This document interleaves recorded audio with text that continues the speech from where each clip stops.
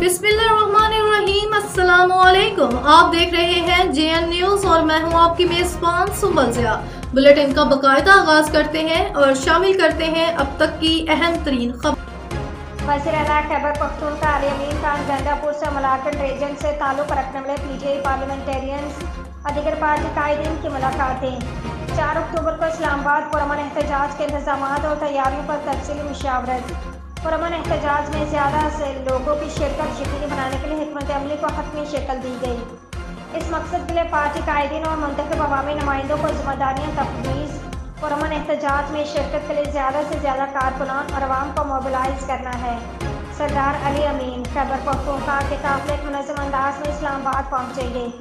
Party कायदीन को काफ़िलों की क़यादत करनी होगी और उन्हें लीडरशिप रोल अदा करनी होगी। कायदीन काफ़िलों में नज़्म ज़ब्त और तयशुदा लाएअमल पर अमल दरामद को यकीनी बनाएं। हम पुरअमन अंदाज में अपना जमहूरी हक इस्तेमाल करेंगे। किसी को नुकसान पहुँचाना हमारा मकसद नहीं। हम किसी से तसादुम नहीं चाहते। पुलिस वाले हमारे भाई, उनका नुकसान हमारा नुकसान है। मौजूदा वफाकी हुकूमत हमारा रास्ता रोकने के लिए ओछे हथकंडे इस्तेमाल कर रही है। पुरअमन एहतजाज हमारा आईनी और जमहूरी हक है। ये हक हम ज़रूर इस्तेमाल करेंगे। अवाम उनके तमाम कामों और इक़दामात को गलत समझ रही है। अली अमीन गंडापुर आईनी तरमीम के नाम पर PTI को कमज़ोर करने की कोशिश कर रहे हैं। वज़ीर-ए-आला